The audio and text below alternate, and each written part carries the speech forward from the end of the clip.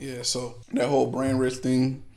Yes, I watched the event. I did watch the event. It was interesting, as I would say. I don't necessarily want to say like it was a circus because it really was like a sideshow almost and an exploitation of people. But I'm not gonna sit here and be one of them people that's gonna be like, human rights and all that. We're not gonna do that. But yeah, like it was interesting. It almost felt like the movie you would say Idiocracy of like how things have strayed so far from what you would say an intelligent society that we're sent to be dealt with slop, as you would say, of content of people. It's almost like a subsection of society that we're looking at, like people with disabilities, faded stars, people that really need the money, they're being exploited.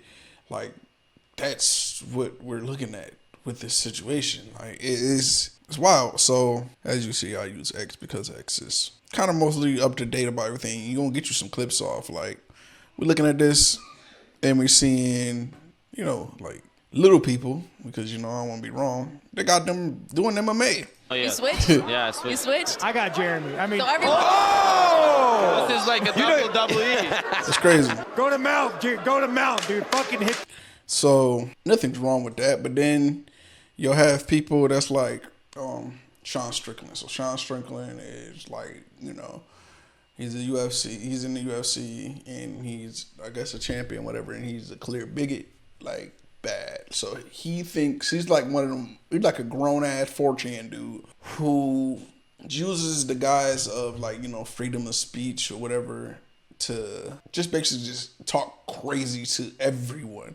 It's not even, everyone, like disrespect women, men, kids, like talk like insane. Like the things he was saying was insane. The only thing that was a little bit funny to me was dwarf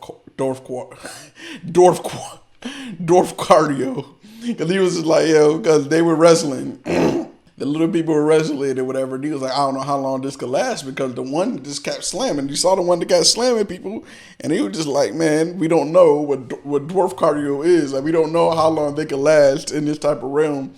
That was funny. Like, cause I grew up in the era of South Park, and Simpson Chappelle show, all that type of stuff. So like when it comes to like dirty jokes, and we get it, but sometimes it'd be like drunk, distasteful ranting that he does, and like you can see the tweets, and everybody was like, all right, man, get him off TV. He's wilding. He's doing too much or whatever. And then he kind of realized it, because he ended up, hold on, let me see if I can find it. He kind of realized like, okay, I'm wilding, because he left.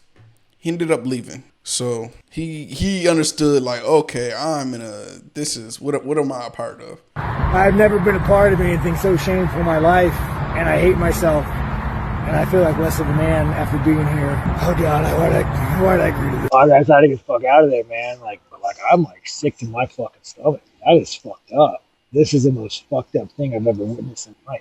I gotta go home and look myself in the mirror after that. I've never done anything so shameful in my life being a part of this. Sorry, guys. Try to hide with a friend. And next thing you know, his dignity is gone. So he basically, Sean Strickland basically just said, I really kind of wanted to say it, it was just kind of a shameful thing. Like it was just crazy. It was like the exploitation of people. So he was there, I would assume drunk, because that's what he sounded. He was slurring his speech and everything. He was talking crazy. The next he kind of just went missing. And as you saw from that video, he left. Because he understood, like, all right, what is this now? What am I a part of? What is happening here? What is going on? It was just insane. And then I honestly feel like 6ix9ine is what did it. you see a 5'6", 5'7" Mexican with a wig on, with bright colors, yelling out the N-word. It's actually it's crazy and it's jarring. Like it's bananas. It's really a sight to see, like all of it. And he didn't know the words to his songs.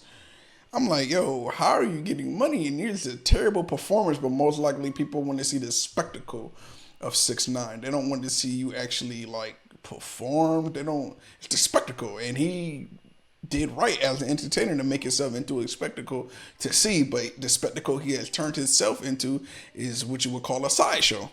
and he turned himself into a sideshow, just like everyone that's kind of associated with this. So like everybody's kind of going to the platform Kick now because Kick basically bought all the Clippers. So you don't see too many people that's from Twitch on your feed every day. You kind of see Kick streamers now. So Twitch was basically like the professional streamers, the fun. They're like almost like a subset of, you would say, YouTubers. And you know what I mean when I say YouTubers. Hi guys, like, you know, that type of stuff, family friendly for the most part type of content that you would see on Twitch. But now Kick is more of the extreme low society, to where now you see what you would say as the goofies. You would see the goofies on there and like the sideshows, the whatever. And it's more people that's that than there is of the whole cleaned up image of Twitch. So like you'll see people that the world would deem, you would say, almost damn near freaks. And I don't even, that sounds messed up to say that, but that's what you see. You see people that mainly like almost deemed freaks. And that's, you would say, more entertainment. Like to see a washed up R&B star get knocked out from a washed up dude that used to make skits. Like, and I don't even necessarily even say washed up R&B star when it comes to Ray J, because he owned Raycon, and Raycon did a lot, and Ray J has actually been relevant throughout the whole thing. It's just Ray J just don't make. It's weird because he makes good decisions, then he don't make good. It's like he 50-50 when it comes to the situation. So like he had no reason even going in that ring. But then also, from what Ray J was basically saying was like, hey, we had a deal. And I'm gonna keep it a bean. I'm gonna say this from a hood nigga standpoint. If there was bread behind that, to where because it was on Rain Bet and you could bet on the fights, to where they were basically setting up the fight. One, they're going to get a federal charge, but two, because they might get a federal charge, Super Hot Fire messed that all up, and whatever money that they had on the side that they spent to make that happen, yeah, man, they might knock your motherfucking head off your shoulders. You thinking they for like, yeah, I'm gonna get clout for knocking out Ray J and all that, and you messed up them folks' money, and niggas might get a fair case, boy. They gonna knock your melon off, boy. Yeah, they knock your melon off. And to see that, like, this is what happened to Ray J, man. This what happened to Ray J. And I knocked over the table. Weird stuff, but here we go. Who did it? It was... Yeah, so Ray J got knocked out, and then Ray J was like, yo, like, we weren't supposed to do that. Like, we had a plan. So this is Ray J actually talking about the plan that they had. You done got a good ass haircut and then came here and got stunned. Yeah. Oh, what the hell? She's messing up now. Yeah. You done got a good ass haircut and then came here and got stunned. Yo, I thought we had a plan. So yeah, Ray J talking about the plan. So they were gonna sting Vegas. That's what it seemed like. It seemed like they were gonna sting Vegas and make some money, because everybody wanted Ray J to lose. Everybody, and I wanted Ray J. It's kind of obvious, like Ray J can't fight. Ray J can't win. I'm saying. So I'm assuming that Ray J was supposed to win by some way, but Ray J can't fight so bad. It's like, how can you? I mean, how can you even throw that? Like, how can you make it look good? Because even he can't even throw a punch correctly. But because of this, they messed up whatever was going on with them, of how they were going to beat Vegas out. So, like I said about this whole thing being a quote unquote sideshow, as you saw with, Sean Strickland. He was just like, man, I can't even believe I'm a part of this, or whatever. And I can't believe I watched it. I sat there and watched the whole thing because it's the curiosity, and the curiosity brings in views, and bringing in views brings in ad money. And they did exactly what they supposed to do with the advertisement. So, yes, I was sitting there watching it, and I was just like, this is like crazy exploitation. I feel like it was the male version of watching Baddies and watching the Zeus channel. That's what it feels like. That's what Kick feels like. Kick feels like the Zeus channel. Like, it's just dumbed down, brain rot content, and that's what it felt like. It felt like I was watching dumbed down, brain rot, idiocracy content. Look at them as two midgets fighting.